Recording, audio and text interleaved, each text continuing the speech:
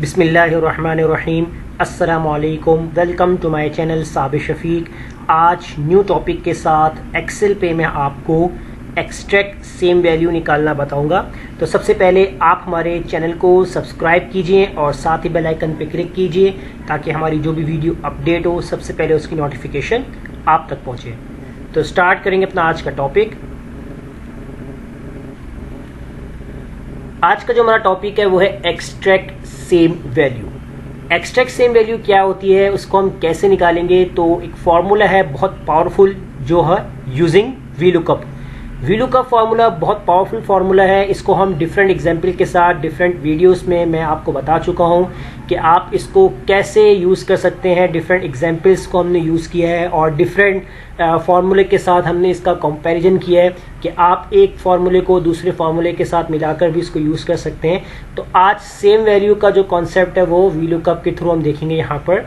तो पहले तो मैं आपको यहाँ पर स्क्रीन पर जो डाटा नज़र आ रहा है तो ये मैं आपको समझा दूंगा कि आप अपने डेटा को कैसे फाइंड करेंगे। अब आपके पास एक रिकॉर्ड है जिसमें मैंने एक शॉर्ट रिकॉर्ड बनाया हुआ है जिसमें नेम्स हैं, आपकी स्टेट है और आपका टारगेट है। अब रिकॉर्ड कुछ भी हो सकता है, किसी तरीके का भी हो सकता है।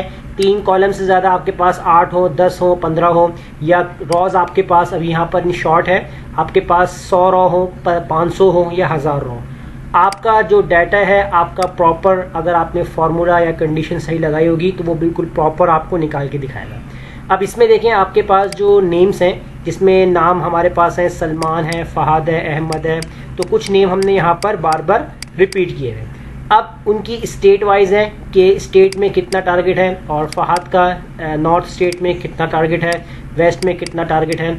अब यहाँ हम क्या काम कर सकते हैं कि आप ये देखें कि अगर आपके पास जो है आपका सेल्समैन है जो सलमान है। अब मैं अपने पूरे इस डेटाबेस के अंदर देखूंगा कि सलमान ने 50 टारगेट किया हुआ है, ईस्ट में किया हुआ है। फिर मैं देखूंगा ईस्ट में सलमान ने 100 टारगेट किया हुआ है, फिर सलमान ने नॉर्थ में 200 टारगेट किया हुआ है। लेकिन ये मुझे ना अपने डेटाबेस में ढूंढना पड़ेगा। लेकिन मैं ऐसा काम करूं यहाँ पर कि जब मैं सलमान का नेम लिखूं तो सलमान के जितने भी रिकॉर्ड्स होंगे, चाहे कोई भी स्टेट में हो और जितना टारगेट हो, वो सब तमाम मुझे यहाँ पर निकाल के दिखा दें। तो उसके लिए हम क्या करेंगे यहाँ पर, तो वो काम करने से पहले आपको एक काम करना होगा जो कि मैं यहाँ इस वाले कॉलम में करने जाऊँगा। तो वो आपको पहले समझना है, उसके बाद ही हम ये वाला काम स्टार्ट करेंगे। सबसे पहले हम क्या कर लेते हैं, यहाँ पर थोड़ा सा मैं कॉलम का साइज जो है वो इंक्रीज कर लेता हूँ। ये सिर्फ समझाने के लिए कर रहा हूँ, बाद में हम इसको शॉर्ट कर देंगे। अब यहाँ आपने फॉर्मूला लगाना है। फॉर्मूला किस तरीके से लगाएंगे, आप लगाएंगे इक्वल, और इक्वल के बाद आप सबसे पहले सिलेक्ट करेंगे ये वाला सेल। इसको मैंने सिलेक्ट कर लिया यहाँ पर। उसके बाद मैं लगा दूंगा यहाँ पर एंड का साइन। एंड का साइन लगाऊंगा और डबल कोटेशंस के अंदर मैं यहाँ पर दूंगा बैकस्लैश दूंगा और डबल कोटेशन क्लोज। आप लाजमी नहीं कि बैकस्लैश दें, आप अंडरस्कोर भी लगा सकते हैं, माइनस भी लगा सकते हैं, इक्वल भी लगा सकते हैं। तो मैं फिलहाल बैकस्लैश को यूज़ किया है। और उसके बाद दोबारा से मैं एंड लगा लेता हूँ। और अब यहाँ पर फॉर्मूला अप्लाई करेंगे काउंट इफ़। काउंट इफ़ का फॉर्मूला हमें कैसे यूज़ करना होता है, ये मेरी प्रीवियस वीडियो में बनी हुई है कि डिफरेंट काउंट इफ के फॉर्मूले के हवाले से। तो इसमें हम क्या करते हैं कि स्पेसिफिक जो होती है कोई भी वैल्यू होती है उसको काउंट करने के लिए यूज़ किया जाता है। तो मैं यहाँ पर काउंट इफ फार्मूला यूज़ कर रहा हूँ। अब यहाँ आपको करना क्या है, आपने इसी वैल्यू को दोबारा सेलेक्ट करना है जिसको मैंने यहाँ पर सेलेक्ट किया था, ये वाली D9 को। तो आप यहाँ पर D9 पे दोबारा से क्लिक करेंगे। उसके बाद आपने कॉलन लगाना है। कॉलन लगाने के बाद आपके पास दोबारा से D9 लिखा हुआ आ जाएगा और कॉमा लगा देंगे। अब जो आपके पास फर्स्ट वाला D9 लिखा हुआ था इसको आपने फ्रीज कर देना है। आपने F4 से फ्रीज किया और इसके बाद लास्ट में जब क्राइटेरिया पूछेगा तो क्राइटेरिया में भी आपने D9 सेलेक्ट करना है।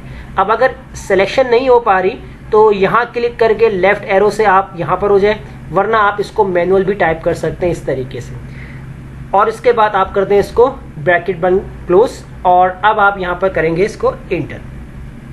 जैसे इंटर करेंगे तो देखिए मेरे पास आ चुका है सलमान 1। अब ये सलमान 1 क्यों आ रहा है तो हम देख लेते हैं। अब बैकस्लैश भी आपको नजर आ रहा होगा, तो बैकस्लैश मैंने इसलिए दिया था कोटेशंस के अंदर ताकि जो 1 है वो इस तरीके थोड़ा सेपरेट हो जाए। अब अंडरस्कोर भी आ सकता है, माइनस भी आ सकता है, इक्वल लगाना है तो वो भी लगा सकते हैं। अब वापस से हम कॉलम को थोड़ा शॉर्ट कर लेते हैं। अब इस फॉर्मूले को हम करते हैं ड्रैग। अब देखिए मेरे पास यहाँ पर बता रहा है कि सलमान 1 लिखा हुआ है, इसका मतलब सलमान 1 टाइम पहली दफ़ा आया है। फहद ये भी पहली दफ़ा है, अहमद ये भी पहली दफ़ा है, अब यहाँ सलमान आ रहा है, अब यहाँ लिखा हुआ आगे 2, इसका मतलब है कि अब सलमान सेकंड टाइम आ रहा है।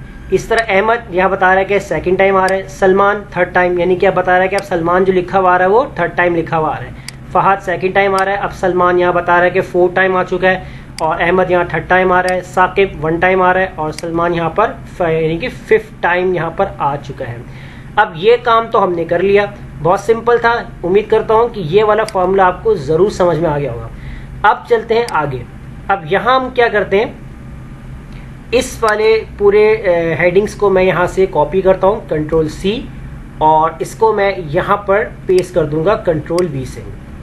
अब देखिए मैं इसी शीट के ऊपर ये काम कर रहा हूँ, मैं चाहूँ तो इसमें अलग शीट भी ले सकता हूँ, तो सामने रहेगा तो ज़्यादा इजी रहेगा, वरना आप अलग शीट में फॉर्मूला आके अप्लाई करना चाहते हैं तो वो भी आप कर सकते हैं। तो यहाँ फिलहाल मैं इसी शीट के ऊपर काम कर रहा हूँ। अब यहाँ आपको करना क्या है, अब पहला काम यहाँ पर मैं सीरियल नंबर डाल लेता हूँ, जैसे मैंने 1 2।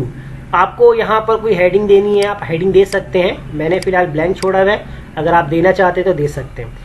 अब इस फॉर्मूले को यानी कि इस सीरियल नंबर को मैं ड्रैग कर लेता हूँ। अब ये सीरियल नंबर जो है मैंने मैक्सिमम 10 तक ड्रैग कर लिए। अब आपको इतना अंदाज़ा होगा कि आपके डाटाबेस में जितने रिकॉर्ड्स हैं वो मैक्सिमम कितने हो सकते हैं, यानी कि अगर आप एक बंदे को टारगेट अचीव करवा रहे हैं तो मैक्सिमम 5 कर सकता है, 10 कर सकता है, तो जितने करेगा उतने ही आप यहाँ तक सीरियल नंबर ड्रैग कर लीजिएगा। तो मैंने फिलहाल यहाँ पर 10 तक ड्रैग करवा लिया। अब उसके बाद आप करेंगे क्या यहाँ पर, और एक काम और कर लेंगे, यहाँ पर हम हेडिंग डाल देते हैं नेम की, और इसके बाद इसकी फॉर्मेटिंग थोड़ी चेंज कर लेते हैं हम। यहाँ पर इसको कर देंगे यहाँ पर ग्रीन, और इसको हम यहाँ पर कर देते हैं ब्लैक, और इसको हम कवर कर लेंगे ऑल बॉर्डर। अब यहाँ पर आपको करना क्या है, यहाँ पर इस तरीके से फॉर्मूला अप्लाई करेंगे, इक्वल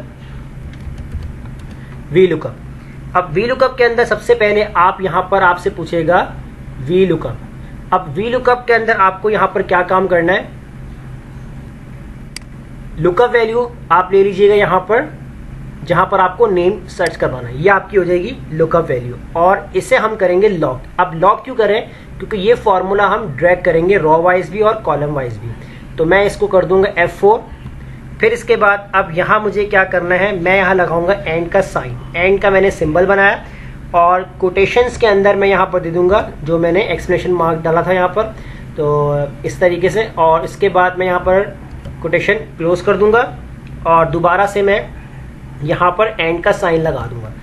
अभी ये मेरी लुकअप वैल्यू की कंडीशन चल रही है। और इसके बाद अब यहाँ मुझे क्या करना है, मुझे दोबारा से यहाँ पर मुझसे पूछेगा कि यहाँ मैं सीरियल नंबर को सिलेक्ट करूँगा, तो ये मेरा लुकअप वैल्यू की कंडीशन मुकम्मल हो रही है। और इसको आपने फ्रीज करना है 1 टाइम, 2 टाइम एंड 3 टाइम। आप सिर्फ इसको कॉलम वाइज फ्रीज करेंगे, यानी कि ये सेल इस तरफ की तरफ मूव ना करे, सिर्फ नीचे की तरफ जाए। तो मैंने इसको इस तरीके से फ्रीज कर दिया, और अब मैं यहाँ पर लगा दूंगा कॉमा। अब मुझसे पूछेगा टेबल एरे, तो टेबल एरे में मैं क्या करूँगा, ये वाला कंप्लीट टेबल सेलेक्ट कर लूँगा। याद रखिएगा आपका टेबल एरे कंप्लीट होना चाहिए कहाँ से, जहाँ आपने कंडीशन भी लगाई थी इसके साथ आपका टेबल एरे सेलेक्ट होना चाहिए। और इसको मैं F4 से लॉक कर दूंगा, फिर लगा दूंगा यहाँ पर कॉमा। अब यहाँ से पूछेगा कॉलम इंडेक्स। अब कॉलम इंडेक्स के लिए मुझे यहाँ नेम निकालना है, तो मैं देख रहा हूँ कि हमारे टेबल में से 1 और 2, नेम का कॉलम कौन सा है, कॉलम नंबर 2। लेकिन कॉलम नंबर अगर मैं 2 यहाँ पर इस तरीके से लिख लेता हूँ तो मुझे हर फॉर्मूले के अंदर यहाँ कॉलम नंबर 3 या कॉलम नंबर 4 चेंज करना पड़ेगा। तो इससे बेहतर ये है कि मैं यहाँ पर कॉलम्स का जो है वो फॉर्मूला अप्लाई कर लेता हूँ। तो मैं कॉलम्स का फॉर्मूला यूज़ करूँगा यहाँ पर, और इसके बाद जो है यहाँ पर अब मैं एरे के अंदर क्या करूँगा, एरे के अंदर मैं सिलेक्ट करूँगा ये वाला सेल, ये जो हमारी हेडिंग्स डली हुई है इसके ऊपर टॉप पर मैं चला जाऊँगा, ये वाला सेल सेलेक्ट करूँगा यहाँ पर, और उसके बाद मैं यहाँ पर लगा दूंगा कॉलन। कॉलन लगाने के बाद आपके पास दोबारा से I7 लिखा हुआ आ जाएगा। तो आपने फर्स्ट वाले जो I7 के ऊपर आपने क्लिक करना है, इसको आपने F4 से लॉक करना है। F4 से लॉक कर देंगे। उसके बाद आप यहाँ पर क्या काम करेंगे, आप एक आगे वाला सेल की सिलेक्शन बनाएंगे, यानी कि I7 की जगह अब आप लेंगे यहाँ पर J7। तो आप यहाँ पर I को रिप्लेस कर दीजिएगा और यहाँ लिख लीजिएगा J7। तो ये देखें इस तरीके से आपकी सिलेक्शन बना देगा। फिर इसके बाद आप यहाँ पर जो है वो ब्रैकेट क्लोज करेंगे। जैसे ही आप यहाँ पर जो है वो ब्रैकेट क्लोज करेंगे, अब यहाँ पर आपको क्या काम करना है, अब आपने यहाँ पर लगाना है कॉमा और एग्जैक्ट मैच के लिए जो है वो आप यहाँ पर लगाएंगे 0 और ब्रैकेट क्लोज। ये फाइनली जो है वो आपका फॉर्मूला कंप्लीट हो गया। इसके बाद आप यहाँ पर कर दें इसको एंटर। अभी यहाँ मेरे पास एरर आ रहा है। एरर क्यों आ रहा है? क्योंकि अभी हमारे पास यहाँ पर कुछ लिखा हुआ नहीं है। अब जैसे ही मैं इस फॉर्मूले को ड्रैग करूंगा और इस फॉर्मूले को नीचे तक ड्रैग करूंगा तो अभी एरर इस तरीके से बुरा लग रहा है, क्योंकि मैं एरर को यहाँ पर शो नहीं करवाना चाह रहा। तो क्या करते हैं, फॉर्मूले के अंदर एडिट करते हैं और स्टार्टिंग में हम इफ एरर का जो है वो फॉर्मूला अप्लाई कर लेते हैं और लास्ट में आते हैं यहाँ पर कॉमा लगा के double quotation open double quotation close और ब्रैकेट क्लोज एंटर। और अब इस फॉर्मूले को हम करते हैं ड्रैग, यहाँ भी हम ड्रैग करेंगे और नीचे तक। तो अब देखें, अब आपका एरर भी मूव हो चुका है। इसका मतलब जब हम अपने सर्च में कुछ लिखेंगे ही नहीं तो एरर भी आपका शो नहीं होगा। अब इस फॉर्मूले को, इस रेंज को यहाँ पर हम इस तरीके से बॉर्डर से कवर कर लेते हैं। तो अब मैं अपने डेटाबेस में देखूं कि सलमान के जो रिकॉर्ड्स थे वो क्या है। तो यहाँ मैं टाइप कर लेता हूँ सलमान। तो जैसे ही मैंने सलमान का टाइप किया तो मेरे पास तमाम सलमान यानी कि जो हमारे पास सेल्समैन था उसके तमाम रिकॉर्ड्स आ गए। यानी कि सलमान ने ईस्ट में भी किया है सेल, टारगेट किया है, नॉर्थ में है, ईस्ट में है, साउथ में है और उनके टारगेट भी शो हो रहे हैं। इस तरीके से अगर मैं यहाँ पर चेंज करता हूँ, अहमद नाम लिख लेता हूँ, तो अहमद के सारे रिकॉर्ड्स आ रहे हैं मेरे पास। और इसके अलावा अगर मैं देखना चाहता हूँ फहद, तो फहद के भी रिकॉर्ड्स मेरे पास सामने आ रहे हैं। और अगर मैं देखता हूँ यहाँ पर साकिब, तो साकिब का भी रिकॉर्ड मेरे पास सामने है। तो है ना अमेजिंग कि आप अपने पूरे डाटाबेस में से स्पेसिफिक यानी कि आप अपनी वैल्यूज़ को कैसे एक्सट्रैक्ट कर सकते हैं। यानी अपने सेल्समैन का रिकॉर्ड एक ही बारी में अगर आप देखना चाहते हैं कि इन्होंने कहाँ स्टेट में और कितना टारगेट अचीव किया है, तो वो आप इस फॉर्मूले से, इस मेथड से ईजिली निकाल सकते हैं। तो उम्मीद करता हूँ आपको ये क्लास ज़रूर समझ में आ गई होगी। तो वीडियो अच्छी लगी लाइक कीजिए, फ्रेंड्स में शेयर कीजिए और हमारे चैनल को सब्सक्राइब करना मत भूलिएगा। मिलते हैं नेक्स्ट वीडियो में। शुक्रिया।